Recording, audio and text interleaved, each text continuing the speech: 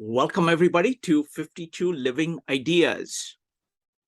This is the third in the series of Harold Nelson talking about his design flight school. And today we're going to be talking about the how. How does the design flight school work? So let's get started. Harold. Well, thank you, everyone, for showing up.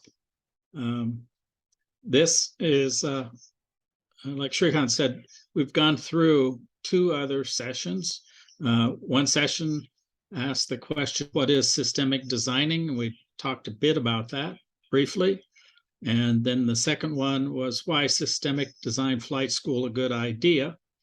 And again, we talked about that briefly. So now we're at the third question is, how does the systemic design flight school work? So again, it's going to be kind of a brief introduction. I will talk about some things just in general, just briefly going over some of the key points. And others I want to go into a bit more detail just to show you how some things become more complex as you start to detail and design at a deeper level. So to begin with, having gone through the processes of the sort of beginning piece of what it is, and thinking about that and doing some creative work, the creative part of the design piece.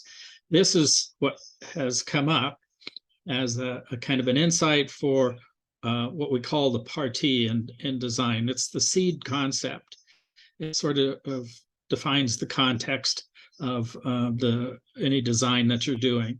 And in this case, the partie frames what the design is going to be, and it guides what it becomes, and it sets the context for all the other things that we're going to discuss. So as you know, from a systems perspective, everything gets its meaning and value from its context and environment.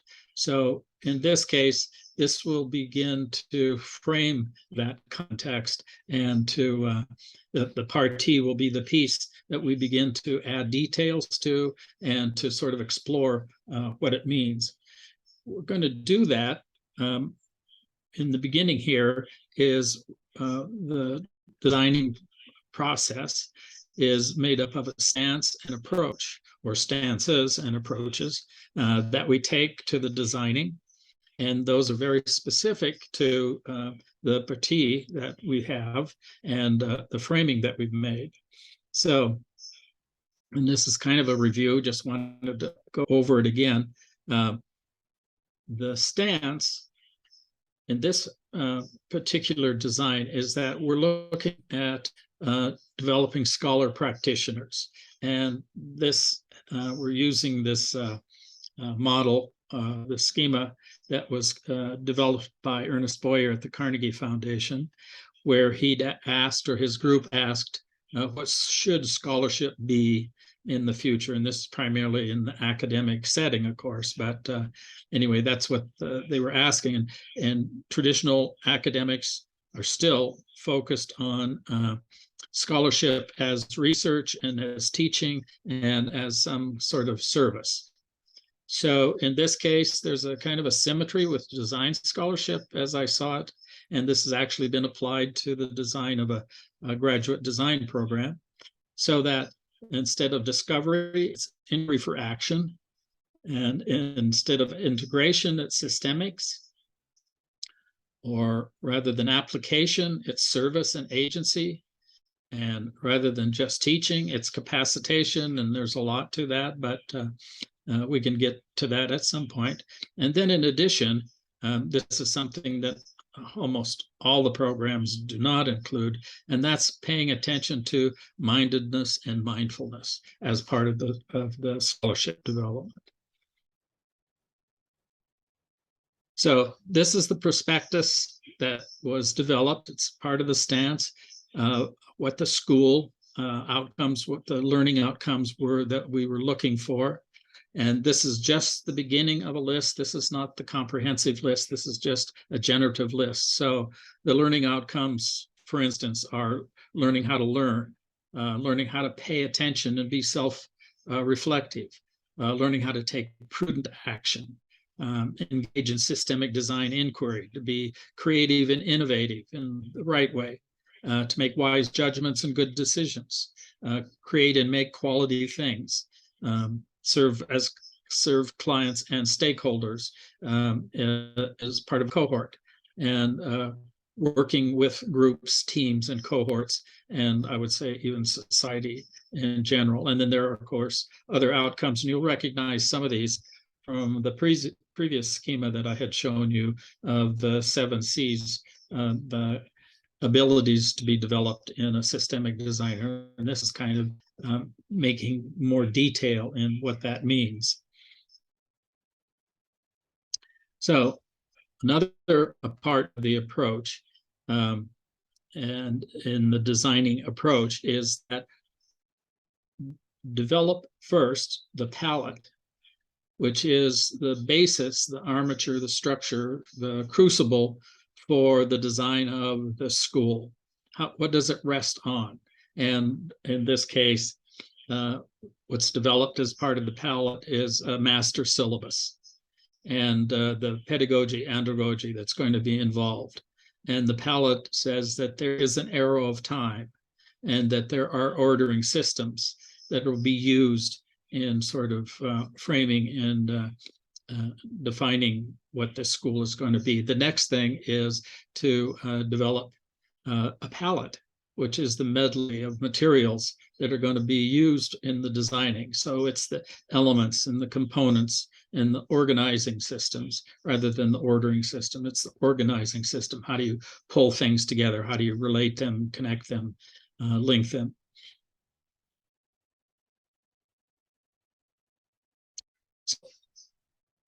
Another, in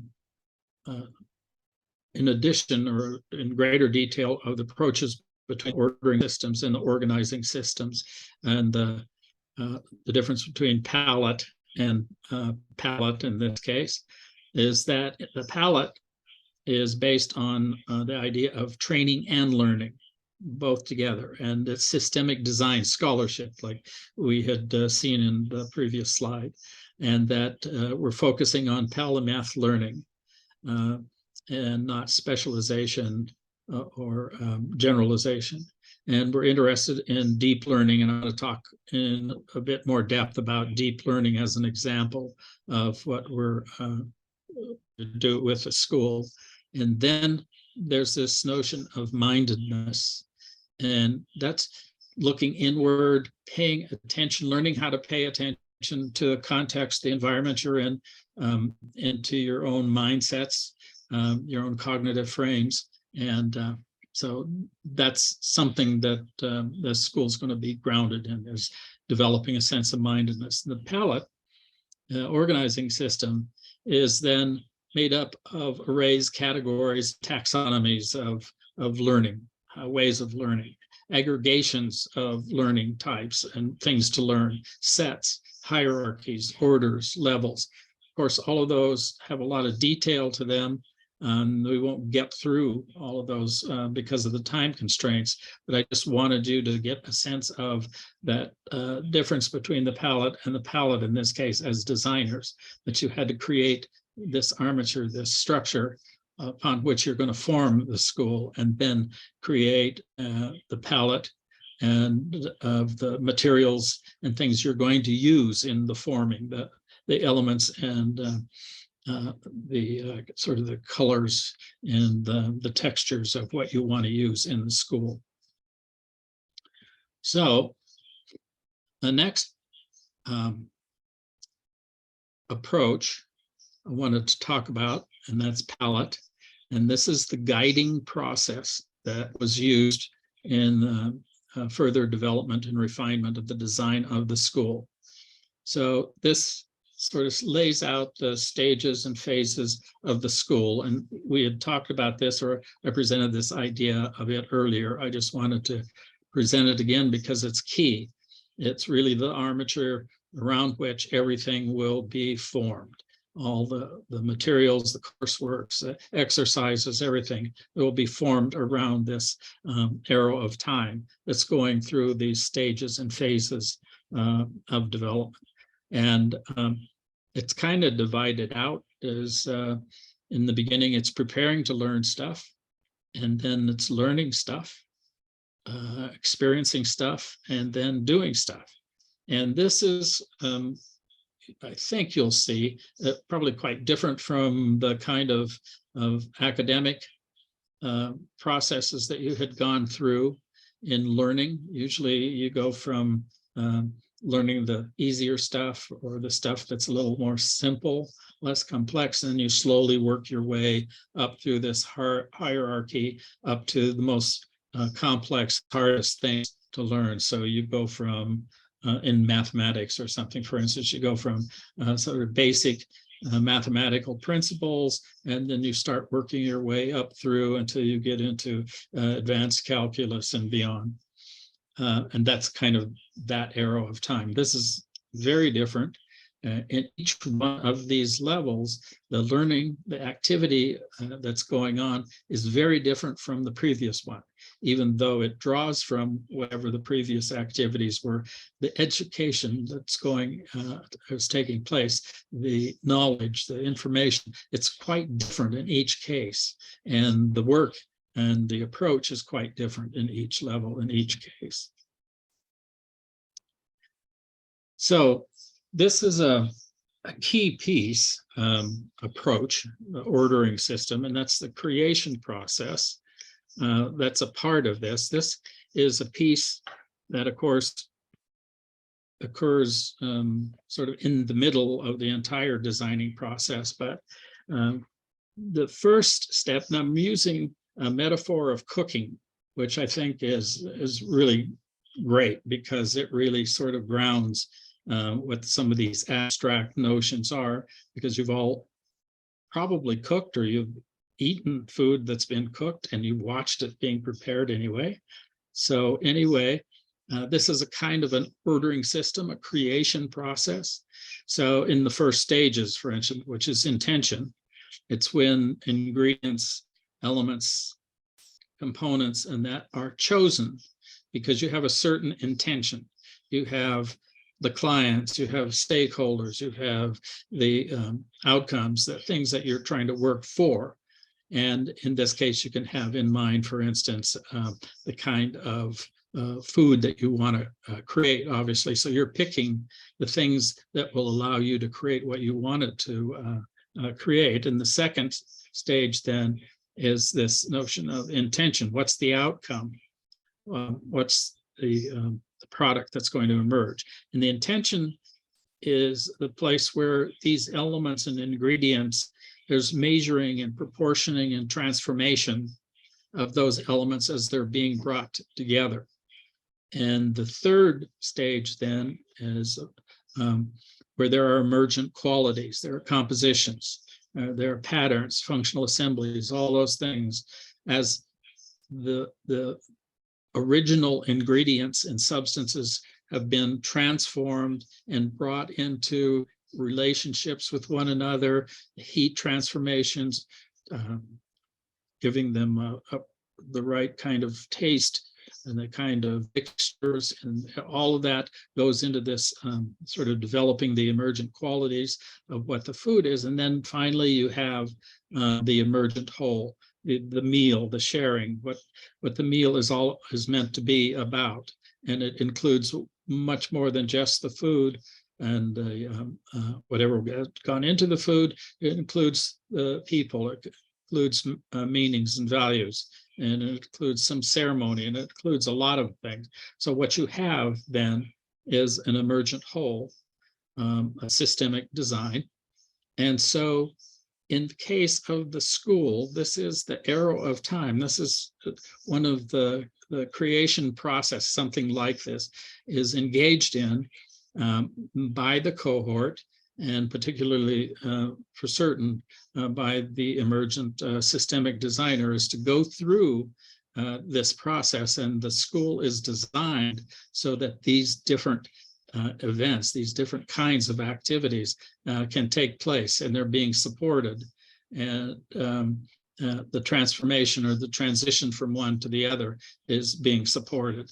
So this is, I think, a very, very important piece to understand and appreciate. And there's other, of course, creation processes that you can use. You can use metallurgy, you can use ceramics, you can use a lot of things where materials are transformed from raw materials into finished whole products at the end, elements that then enter somebody's life.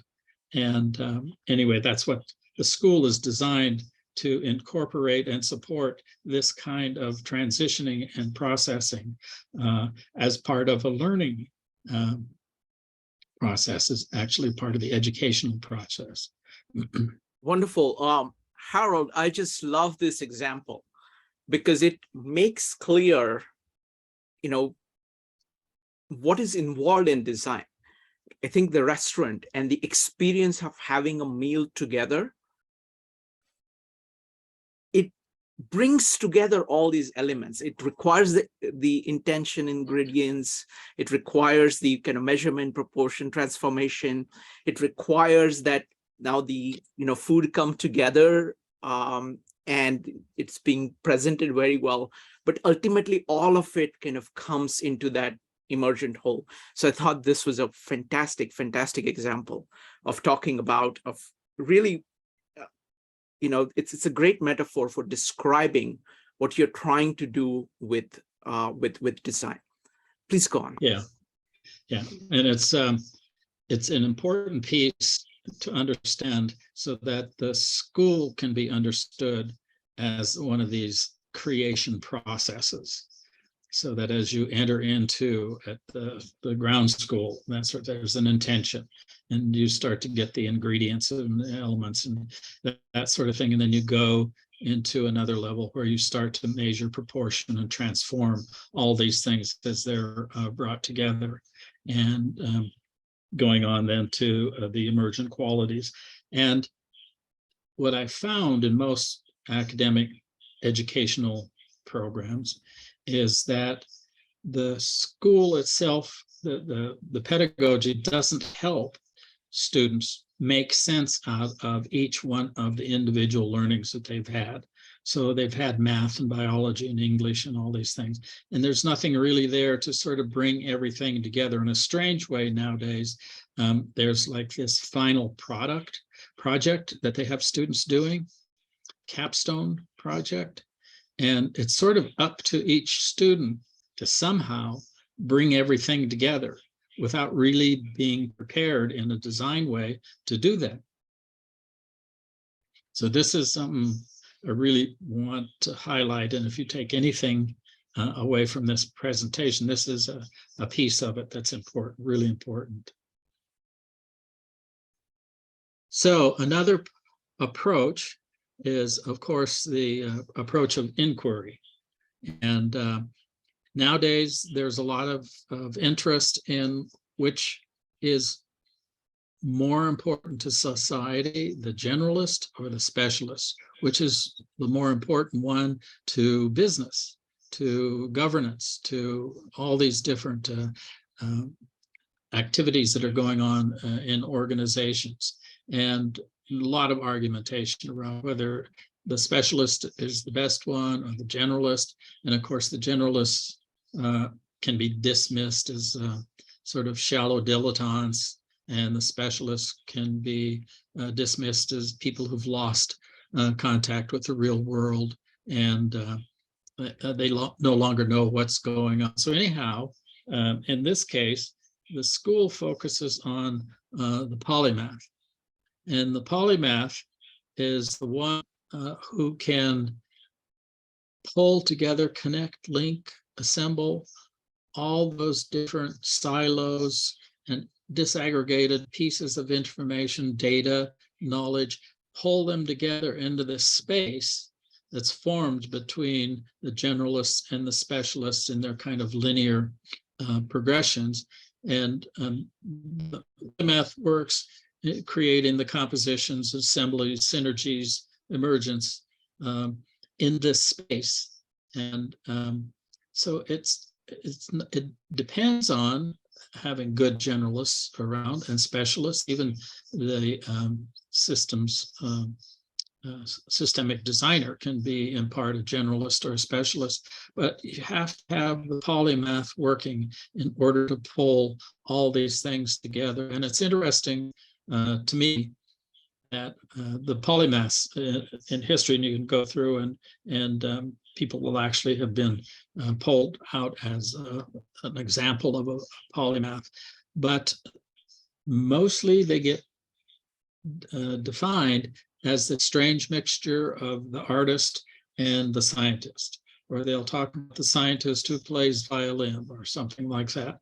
And there isn't a lot of real focus on polymaths too. And polymaths have been working forever, for centuries, within societies and cultures, and creating these kind of compositional organizational assemblies and synergies and pulling knowledge together in a way that's useful. But it's just not something that's well supported. And what the school will do is make it a central sort of mission, is to help the polymath develop the skills and abilities necessary to work in the space between the specialists and the generalists and even beyond. So there can be a sort of widening and deepening of the space, actually. But anyhow, the approach to inquiry is going to be one of the primary focuses is on the polymath, what they do.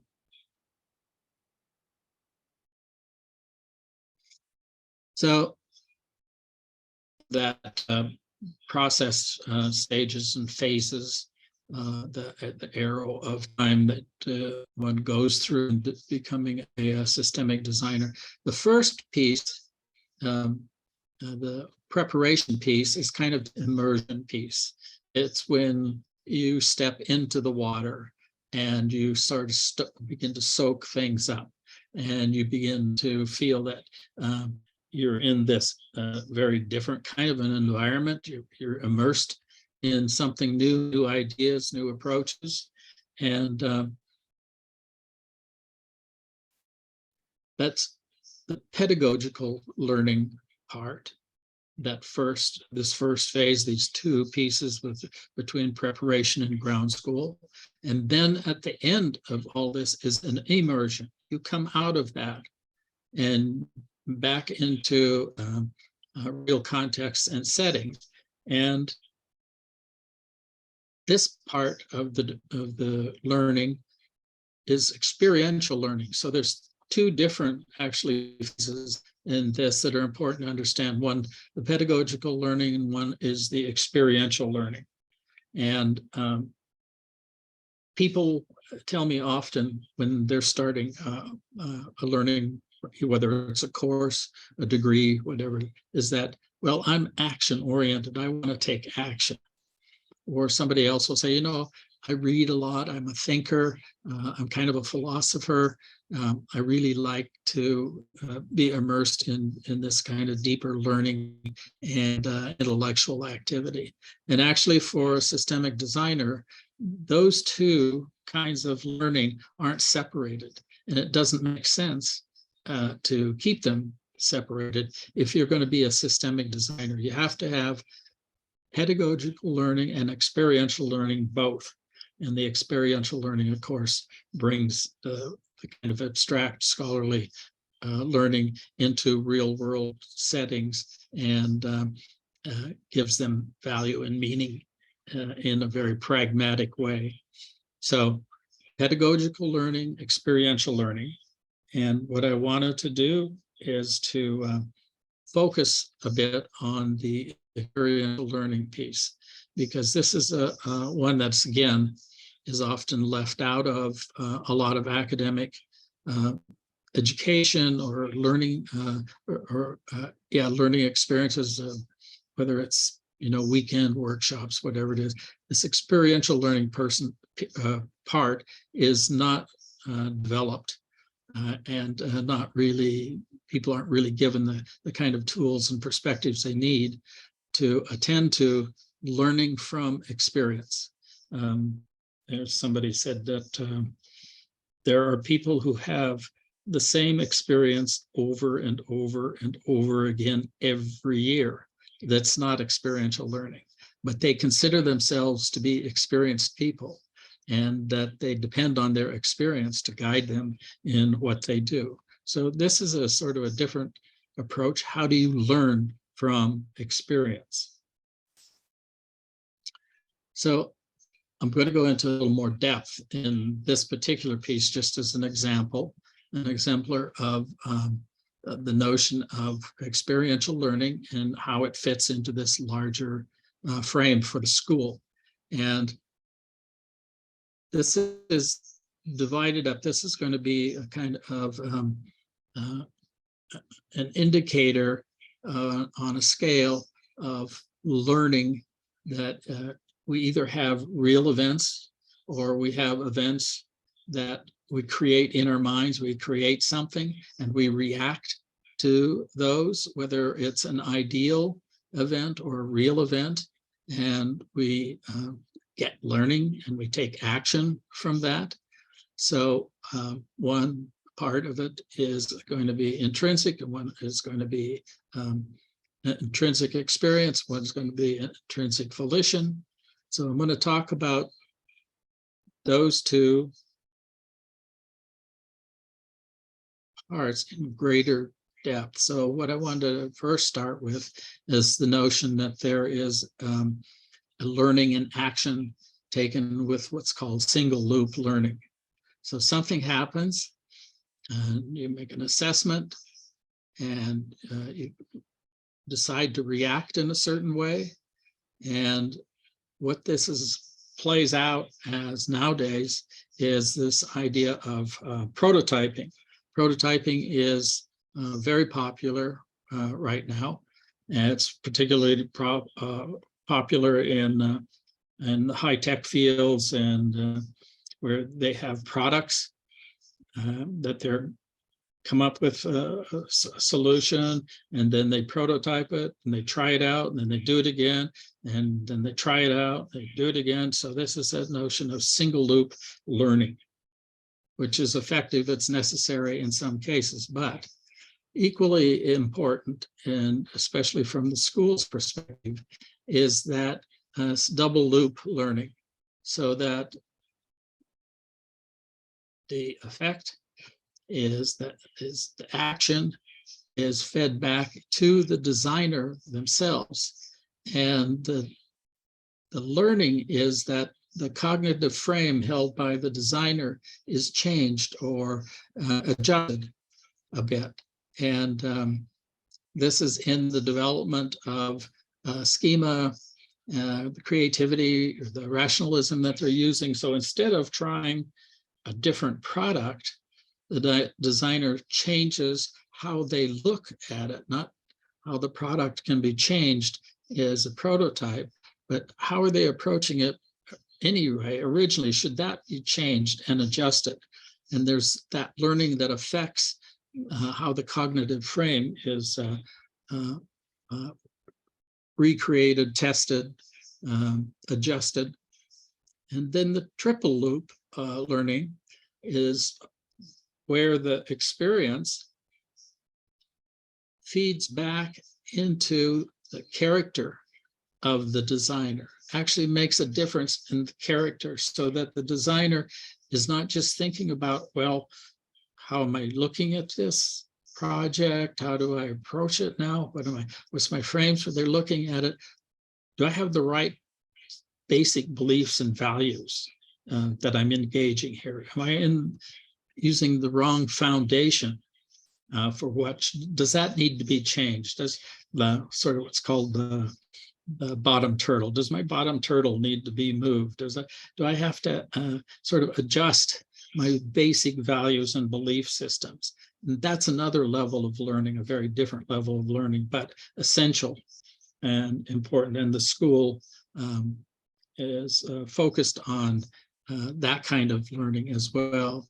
And then there is the kind of learning and action, it's core loop learning, and it goes deep into what a person is at their fundamental level. The design mind, what's called the psyche or the soul, and that's affected by this notion of the sublime, or we talked about overview effect, deep insights, transformations. People talk about experiences that they've had in life that have transformed them, who they are fundamentally as a person.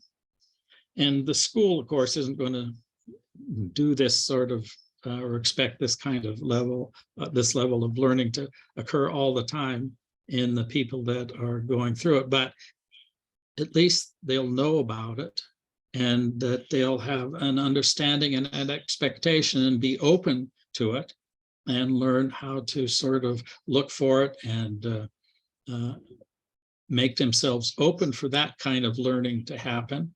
So in every case, it's an understanding that action learning is all 3, 4 of these loops. And I'm not sure what the deep core level, if there's more or less of them at that 4th level, but it's essential to understand it.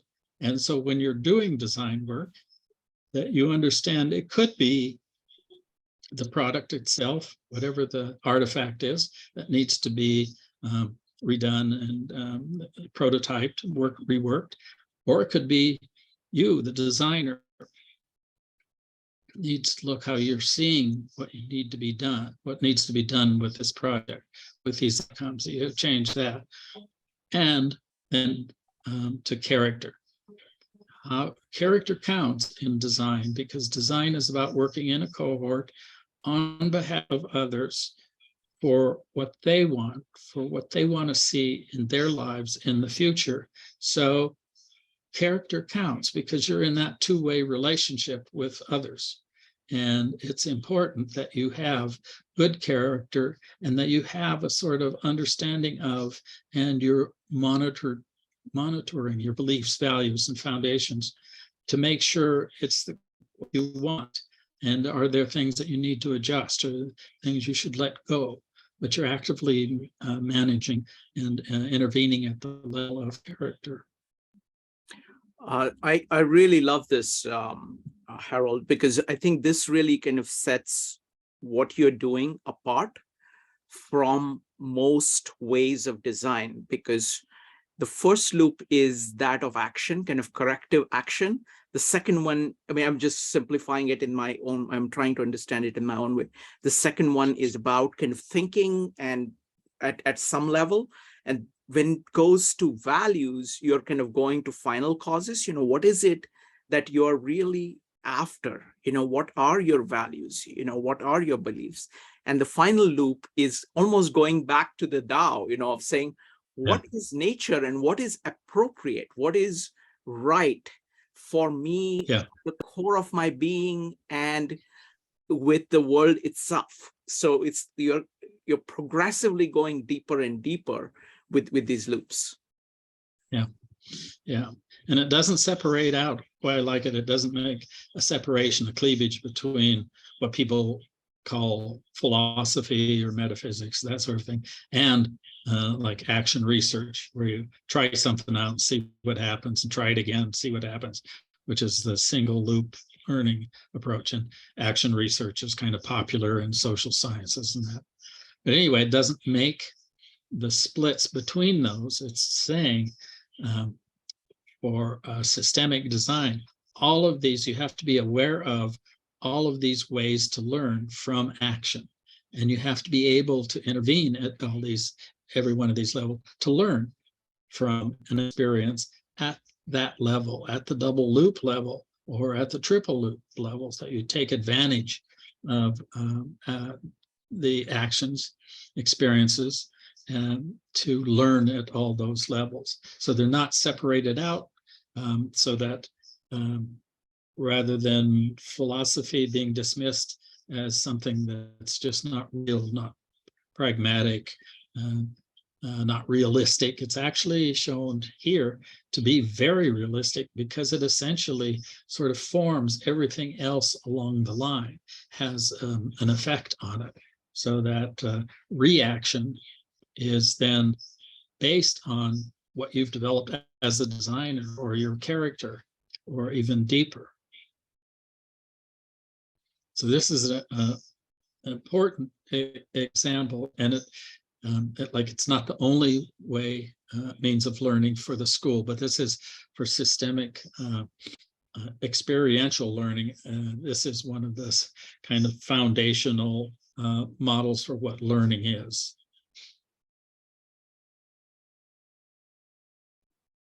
So just wrapping up here, wanted to go back to the palette, and that the palette is made up of aggregation sets, hierarchies, orders, levels, processes.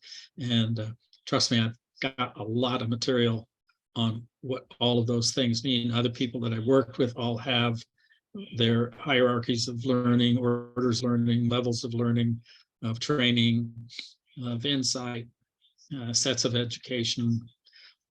Very valuable. We don't have time tonight to go through the palette, but just to know that the school will also be involved with helping to actually concretize and utilize a lot of the aggregation sets, hierarchies that are very important for a systemic designer to have, and to understand that when you're designing, when you're putting together a particular school, that it's important to pay attention to each one of these things on the palette, even though they might not all be used in any particular setting.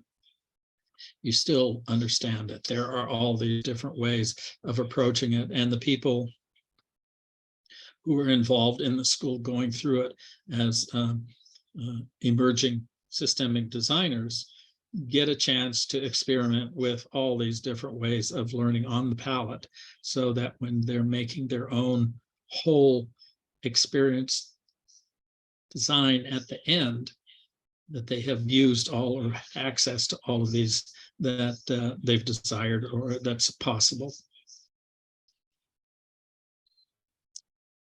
So finally, I just wanted to go back and touch a bit on the original party of what the center was, and that the center is a flight school, the learning system, and an institute, which is the context for the school, and an academy, which is forms the environment for the school. And all three of those things are absolutely essential for the success of the school. They have to be healthy. The context has to be which includes the instructors, the guides, the cohorts, the alliances that are in place. It has to be there strong, competent for the school to be successful. The academy requires champions, guardians, people that are helping and aiding it, and forming an environment that sort of protects and nurtures the school. The interesting thing is, in the design of the school, these are the three things that you can design, that you can begin to scheme about. And you can't do that for the center, because the center is an emergent quality that comes from the interaction of these three. So there's no real way to sort of formulate what the center is and sort of draft it out in some detail and schematic, because it's an emergent quality. And it's what will come from the interactions of these three other parts. So it's a complex system in that way, that the parts, the whole is greater than the parts, as you've heard probably hundreds of times. But this is how you design, knowing and understanding that to be the case. And so these are just the elements that you're putting together. It's not like the wheels and the battery and the transmission that you're putting together for a car. These are three different things, different qualities themselves, different intentions for each one of them, but their interaction together creates something that's experienced as the center, that's felt as the center. And that's it. Wonderful. Thank you. Thank you, Harold. Harold, could you stop sharing the screen? Folks, it's time for Q&A. Go ahead and type an exclamation mark. If you have any questions, you can ask questions not just about today's presentation, but this entire set of presentations. I know that many of you have been there for many of, many of you have been there for all three.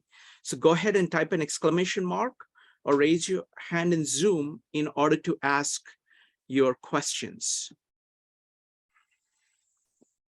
As always, I have many questions for Harold, but I'm going to give your questions priority. We're going to start with Evanique. Evanique, go ahead. Hi, Harold. I want to say thank you for presenting in all of these presentations.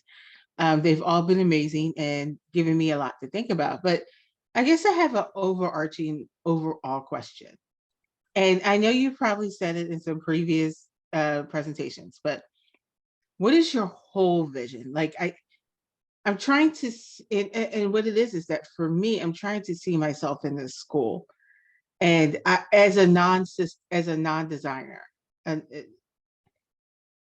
what do you see for your vision? If you do see for your vision, people joining this school as a person that doesn't have any experience in designing. Yeah, the school is for them, for exactly that. It would be difficult, I think, for people who, and my experience has been in the past, if somebody's a very successful traditional material designer, won awards for things that they've designed, it's very difficult for them to change and think about design in a different way. And this is design in a different way. In some ways, this is kind of a leadership school. If you can imagine that leaders are supposed to be a part of what directs and aims organizations and takes them where they're going and bringing in new vision and mission. Well, that's what this is all about. This is that kind of role that you're playing. So it's kind of a leadership role.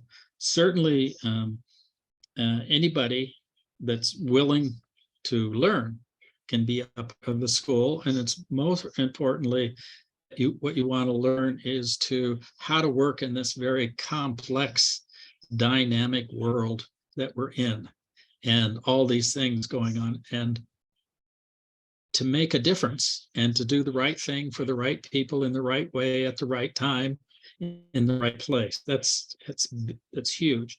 And a part of the vision of the school is like some of the early on coursework and that I envision will be the kind of courses and learning experiences that you begin to develop the stable of people that can populate the institute, that they can be the ones that actually then guide people who are learning the emergent systemic designers.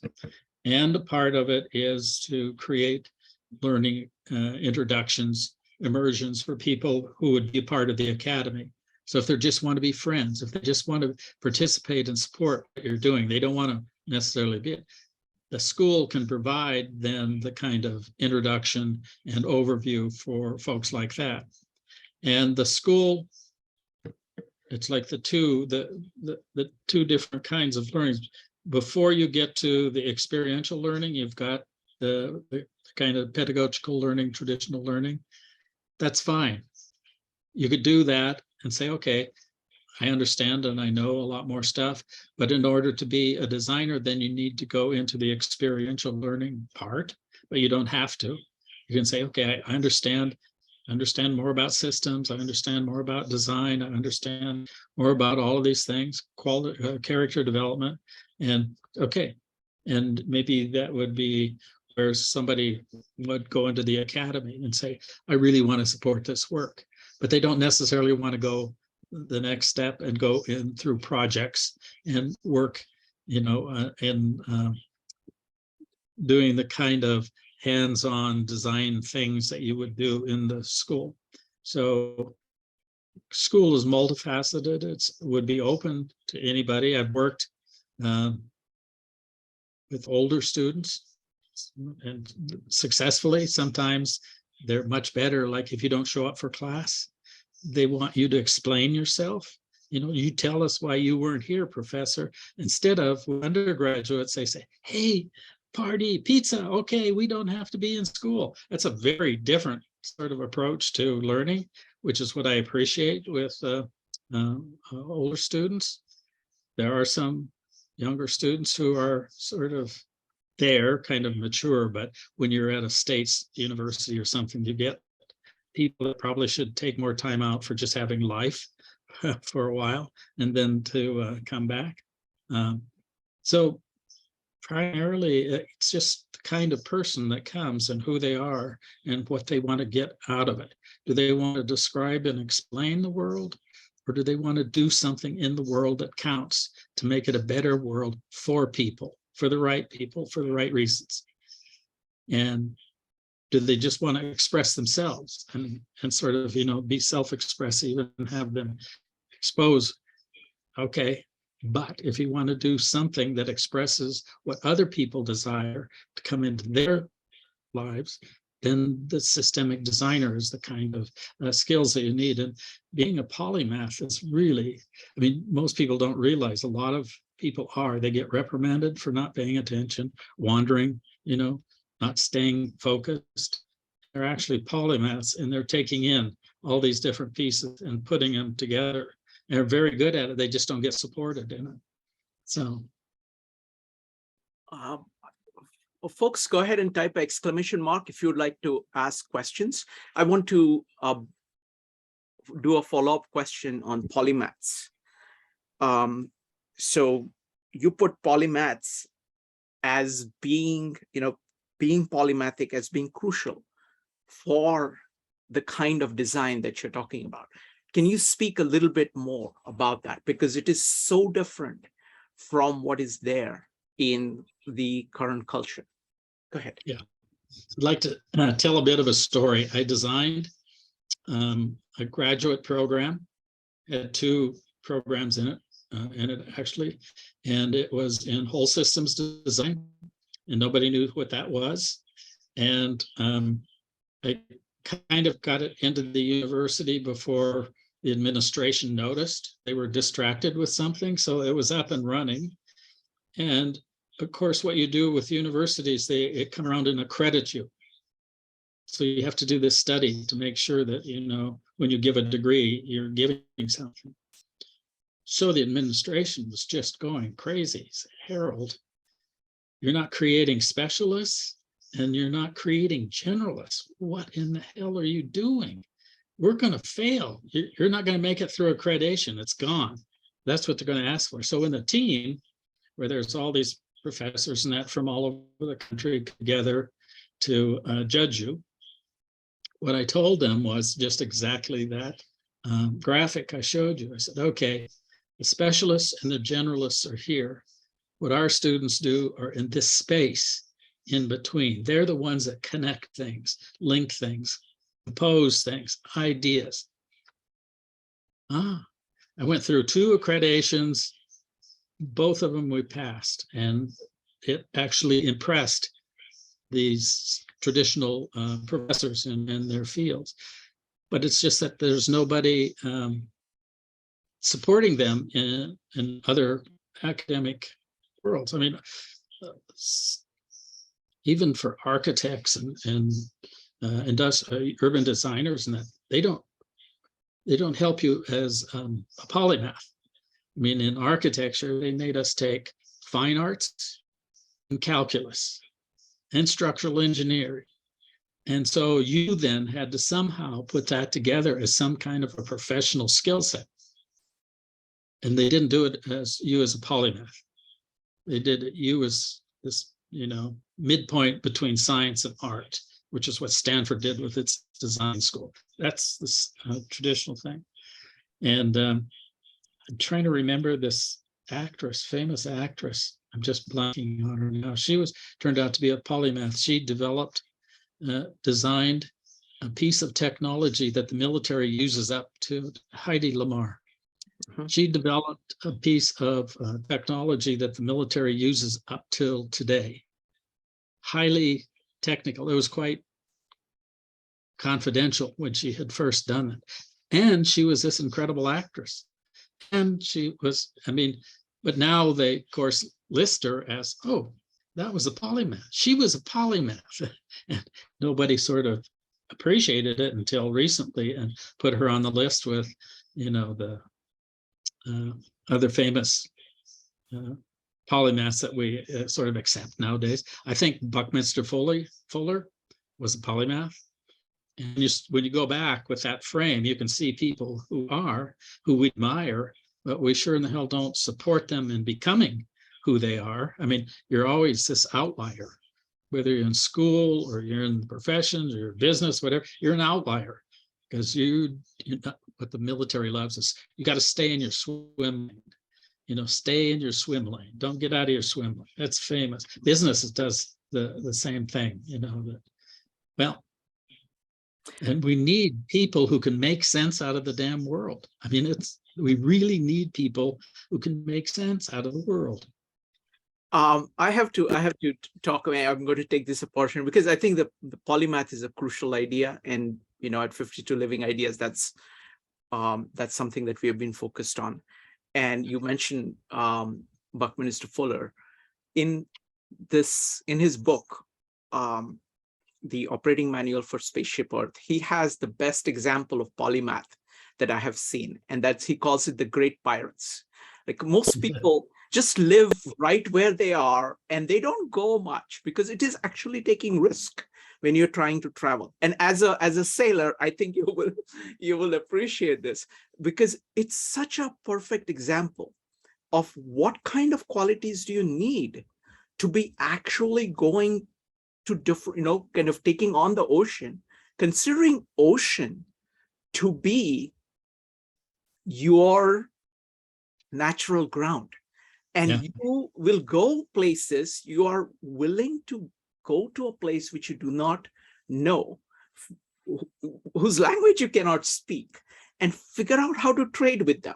You're going to have to figure out navigation. You're going to have to know mathematics. You're going to have to know, you need to have guts.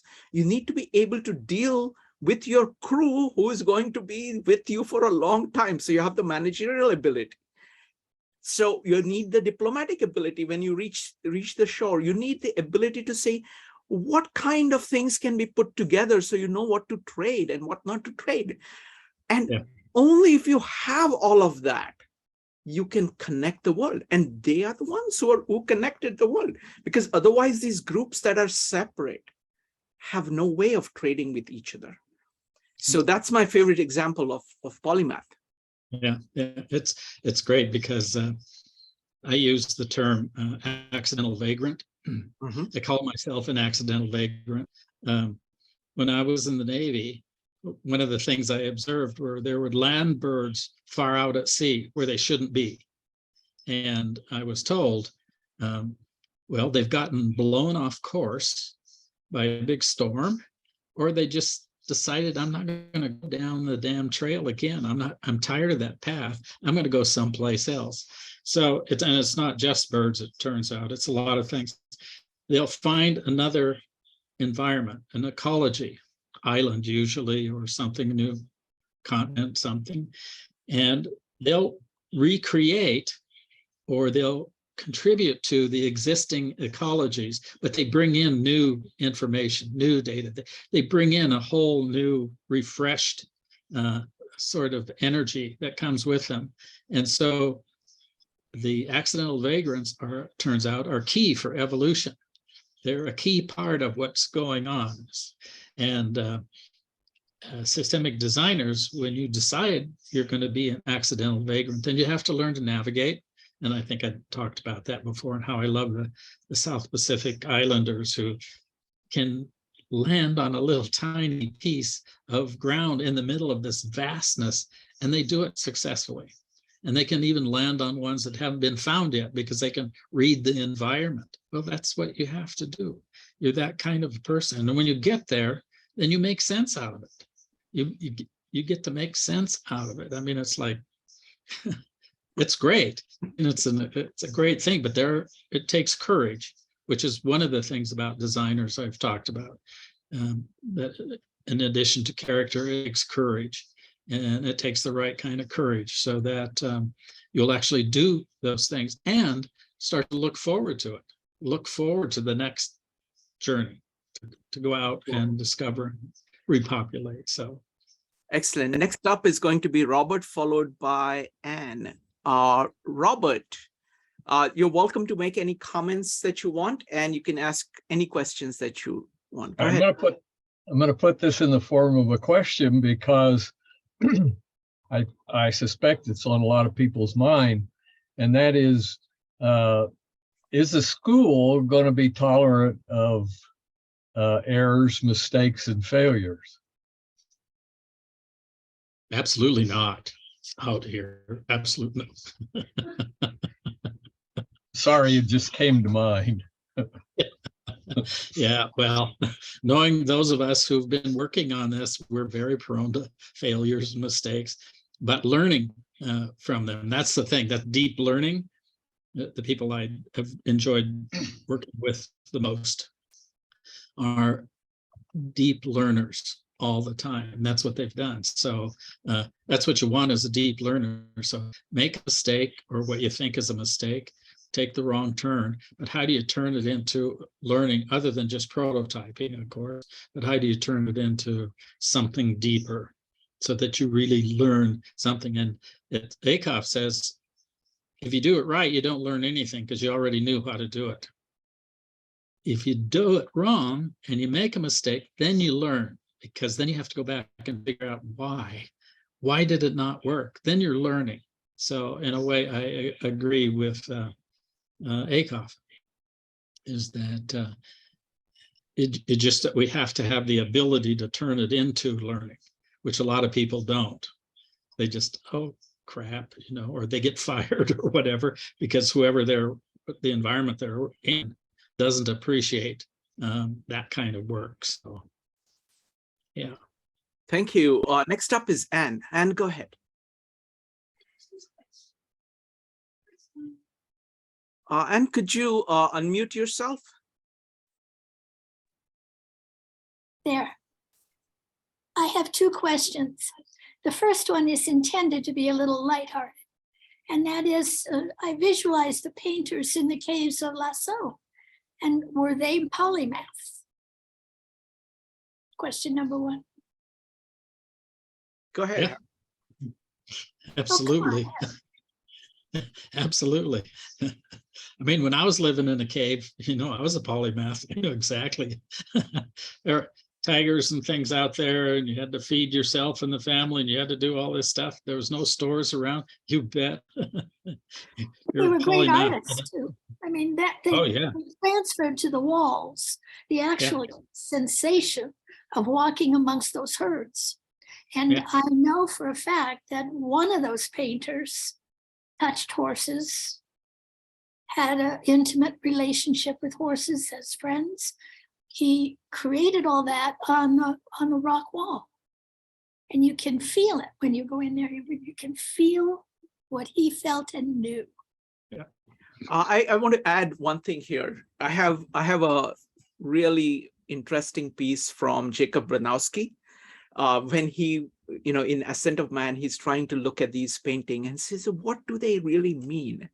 So he says, he makes one observation, that all of these cave paintings actually were in a quite remote region. It was not something, you had to go through a lot in order to get to those caves. They were not right next to where people lived. So he asked the question, why? And they were typically in these caves, which would be very dark, and you had to kind of carry, flames in there so that people could actually see them. So he says, look, as best as I can figure out, these were simulations. These were for training people.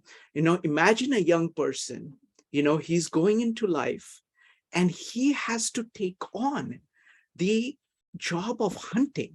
It is a very risky, arduous thing requiring tremendous amount of courage, tremendous amount of knowledge. So what they would do is that they would bring these young men who are trying to learn how to hunt into the cave. It would be all dark, and suddenly they would put the light against this bear and say, okay, this is what you are faced against. Then they would go to a scene where multiple people are attacking the bear from multiple angles. They said, this is how we do it. This is what happens if you fail, and all of that is being shown. So it is actually a creation, not just art.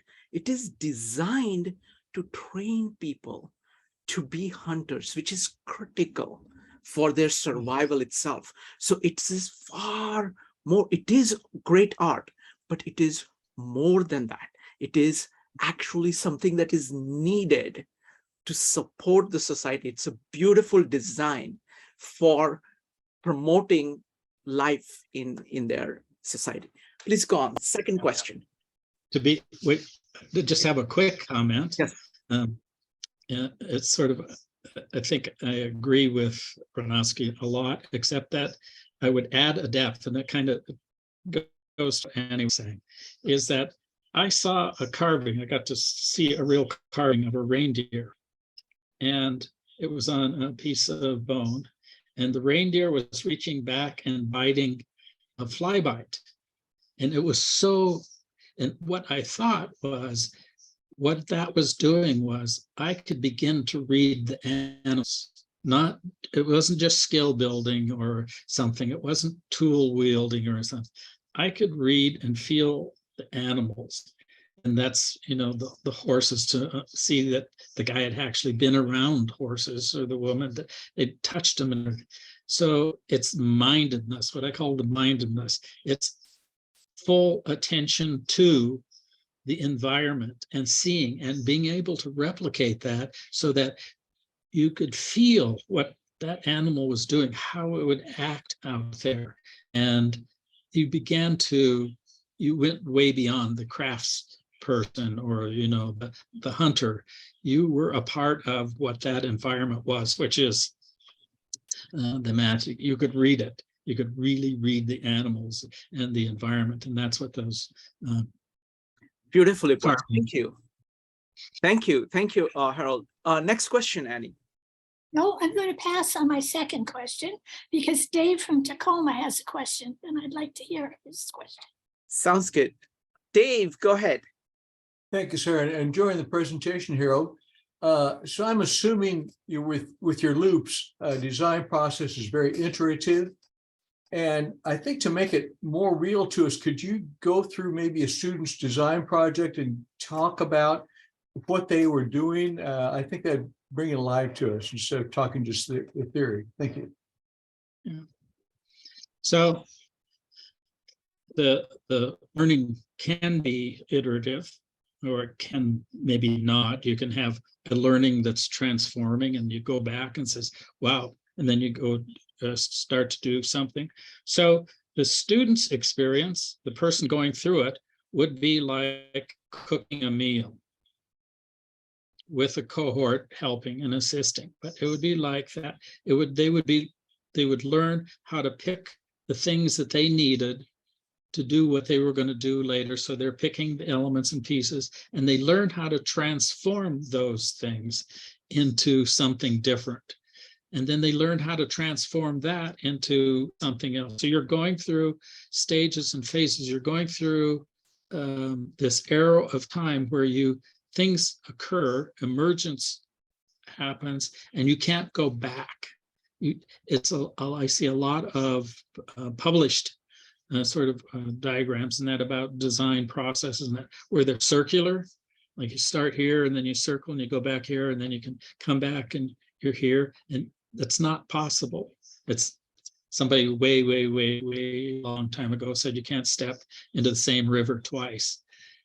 You can get back to a similar sort of step, but you're not in the same place and you're not in the same time. And you have to learn, when things transform. Like as a potter, as a ceramicist, I learned once the pot was fired, I couldn't make it back into clay because I wanted to do it over again. You just didn't do it. You could start over again with something else if you wanted, but you didn't take that pot and turn it back into clay so you could do it over again.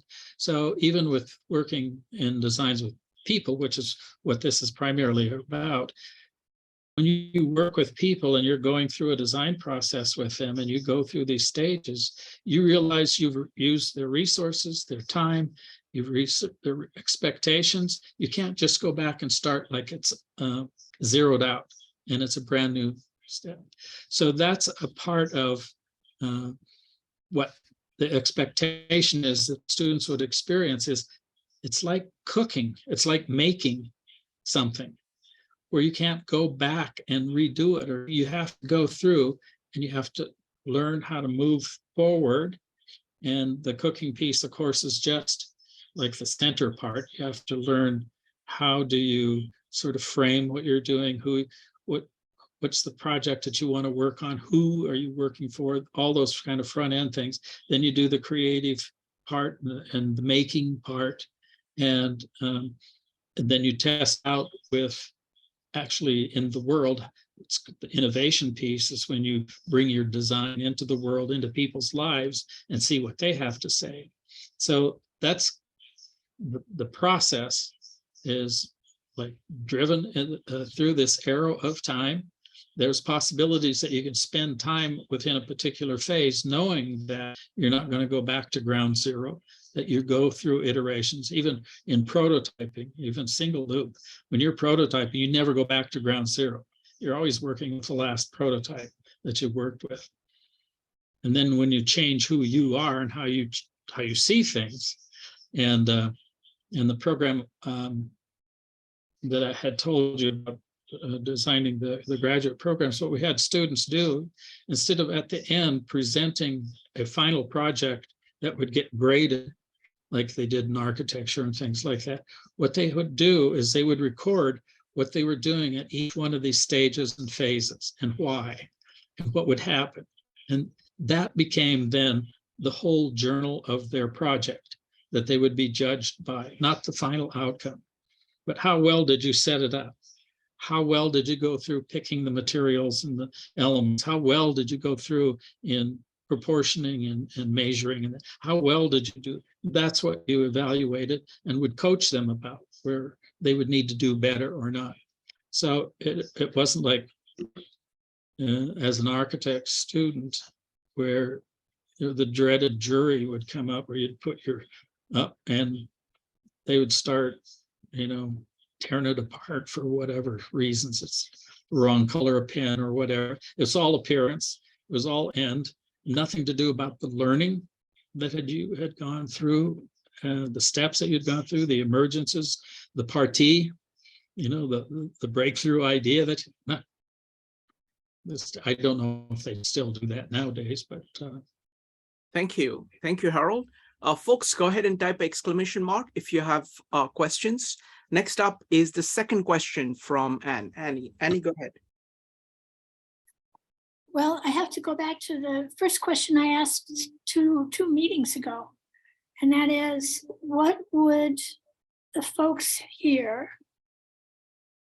tell me to bring to the governor, who is a technology person, is a computer genius, multimillionaire, very conservative?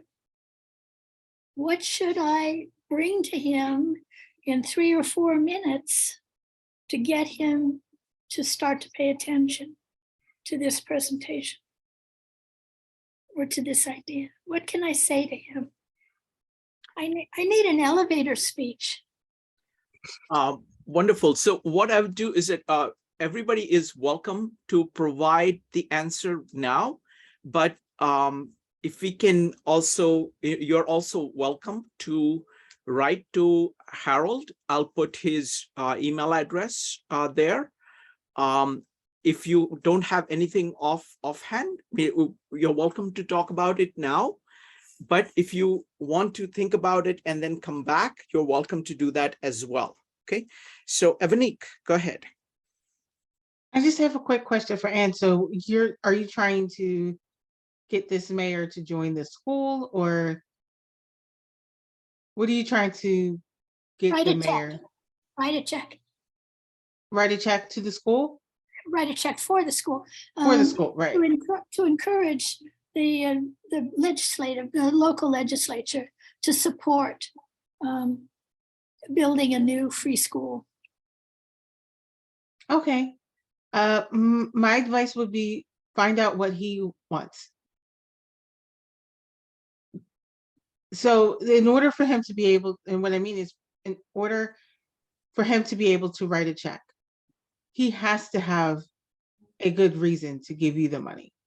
And the best way that you can find out if he's even the person to give you the money is to find out what he wants for his community. What is his goal? What is his idea? What does he envision the community to be?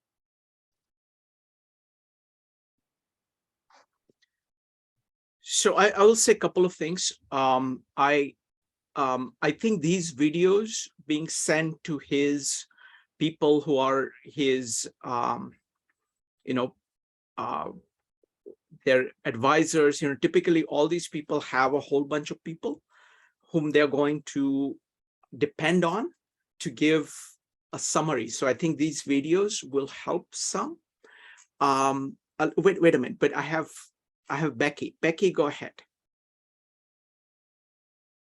And you had mentioned that he's a technologist. So I think that you can probably connect with him, just going off of what Evanique had mentioned. You can probably connect with him because he would relate with the idea of ideas of the school, in that it's very similar to agile thinking.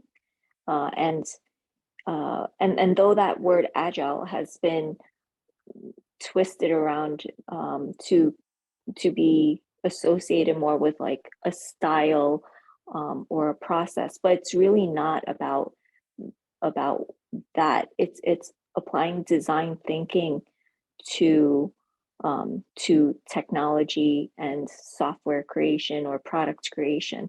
So I think he would be quite supportive of this. Well, I'd like to thank both of you, Becky and Evanique. Evanique, thank you very much for helping me to remember who the man himself is, because it gets lost in the legislative process. We have a legislature that meets for 3 months every 2 years, and we're in the middle of that 3 months right now. So it gets pretty distorted as to the vision. And Becky, thank you very much for reminding me of agility. Thank you. Thank you. And the loop, the diagram that Harold has of this, first level, second level, third level, and core level, that is exactly what you need to kind of show him with the agile, because it's like agile, but it's being agile at different levels, not only in your action, but in your thought, but in your values and your relationship with your core and the core of existence itself. So something like that, I think, and somebody who is in technology knows that a lot of the work in technology is going on this first or second loop, and they don't go deep enough. So I think that's another big thing that, what Harold is doing, that is going to be really appealing to somebody in technology, that this is actually looking at the values and looking at who the person is and designing for that. All right. Anybody else has any comments, any questions? Robert, I want to call on you. I want to put you in a tough situation. Just call on you and talk about what you think. Oh, wait a minute. I think Dave has something before that. Dave, go ahead. Yeah, in your elevator speech, I think what you want to do is this success story of the alumni.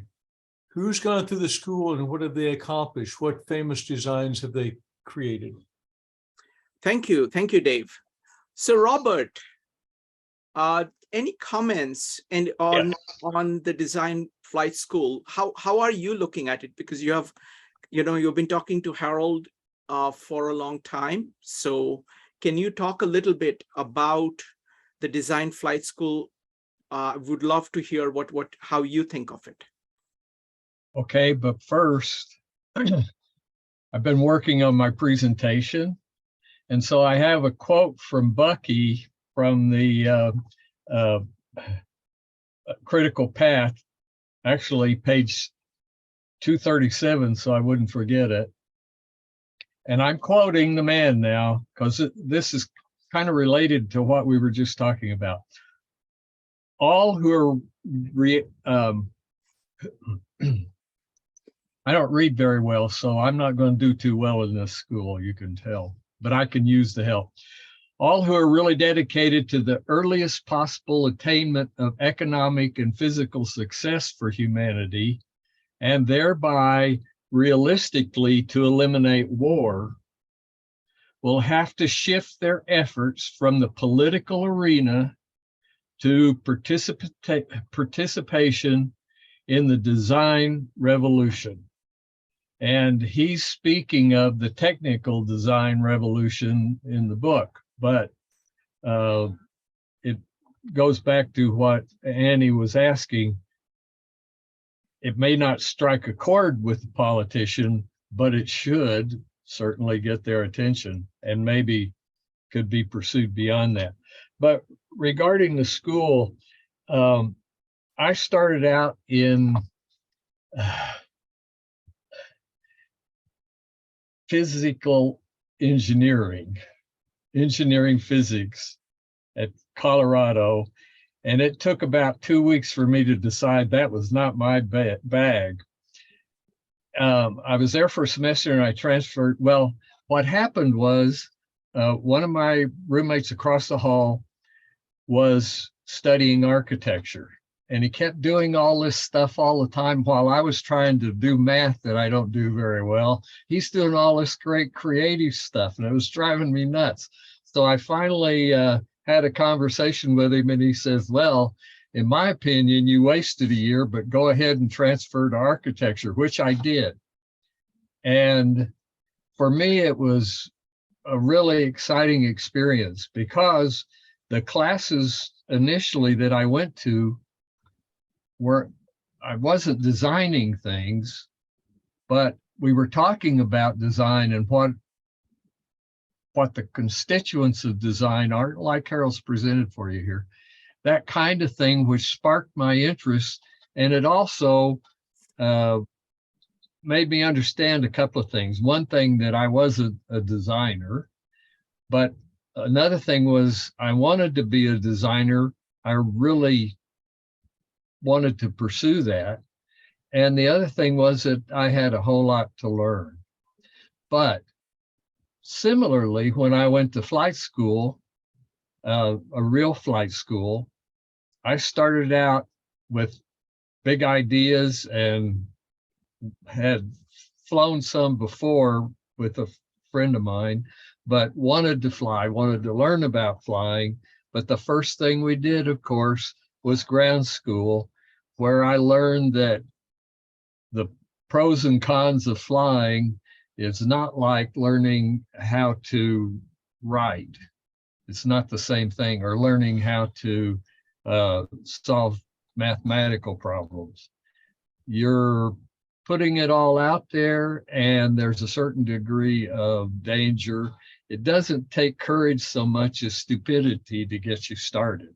The courage comes later when you begin to realize the realities and the consequences thereof. But if the students are received properly, it's like it's like Wes Churchman's seminar. He did these during the lunch hour. You brought your bag lunch, and there were all these people of all different professions and degrees of certification, and some were, and when I say all ranges from small to large to award winners to flunkies, discussing things on a one-to-one basis about systems. And systems was, learning about system was like learning about architecture and learning how to fly. It's becoming acquainted with it, familiar with it, and interested in it, but you have to, as well, his name skips me right now, but you have to follow your bliss. And you'll discover your bliss in the initial stages of design study, but it's worth the effort.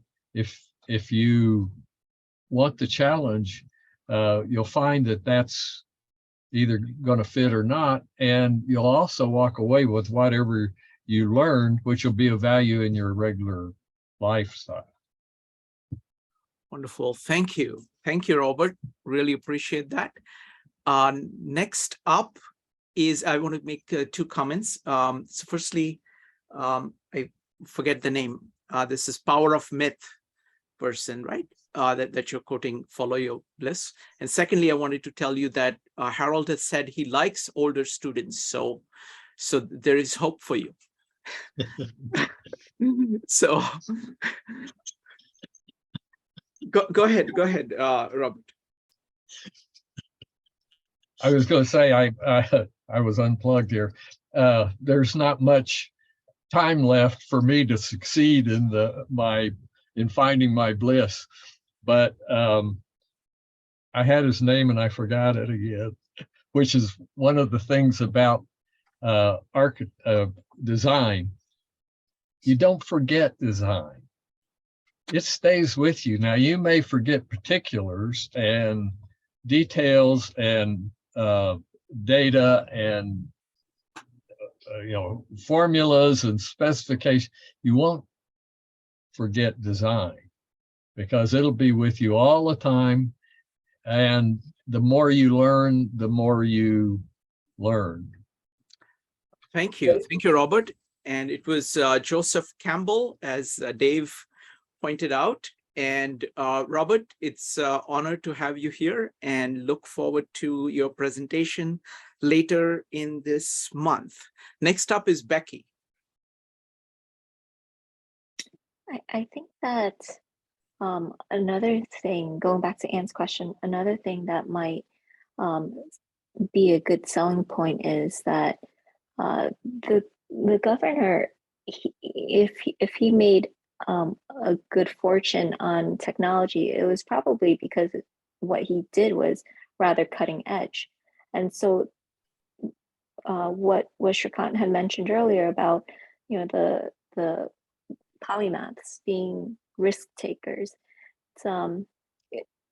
by having a whole group, a culture of design, being immersed in that system where they're all encouraging each other, that becomes the new norm, to think outside the box and to really invest into the potential of the students. But those students move on to affect the community, the society, and his state, and hopefully the country, and so on. So investing in that broad, in the mindset of the students is unlocking so much potential for what the benefits could be, because you can have the students go to the traditional universities, and it's the same thing. It's like factories of what you're learning, and you're leaving it up to that individual student, as Harold said, to put everything together on their own. And this is an expedited way of getting the best practices to see broadly. So another thing is, like, I think employers sometimes they think they want to hire based off of experience, but when they do, just because they look at the resume and it's like, okay, this person has what I think he needs, but it's the potential that that really differentiates. Like, okay, well, I at least for me, when I look at resumes, it's the potential that really sells me on someone, and the repetition of this person can do this. It's not necessarily predictive of like new creative things that we so need. Thank you. Thank Thank you. you. Go ahead. That's a very nice insight. It popped open a little thought in my mind as a way to go at it and not to be so cautious about it. Thank you. Yeah, excellent point, Becky. I mean, a couple of things, of all the industries, it's the tech industry, which is actually open to polymaths.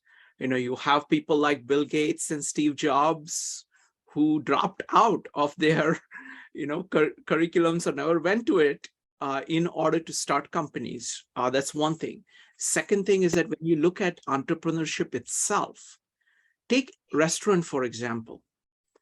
It's all polymath. I mean, to run the great restaurant that Harold talked about, what do you need to do? You need to know how to buy good ingredients. You need to know what menus to have.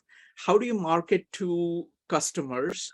How do you, get the chefs? How do you get this entire staff working together so it creates a cohesive team, welcoming team?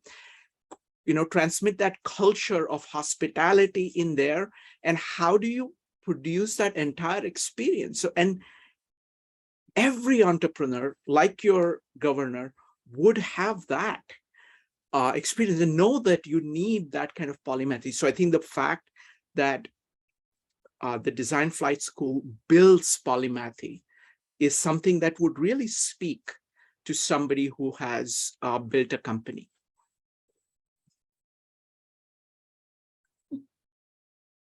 Thank you. All right. So Harold, any other thoughts that you would like to add?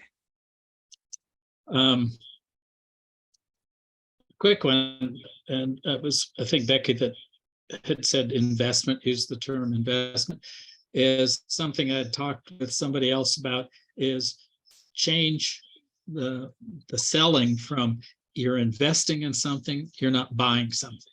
So that, in my mind, changed everything. It's like you're investing in the future generations, you're investing in the society, you're investing, and there will be payback, but you're not going to walk out with something shiny and bright.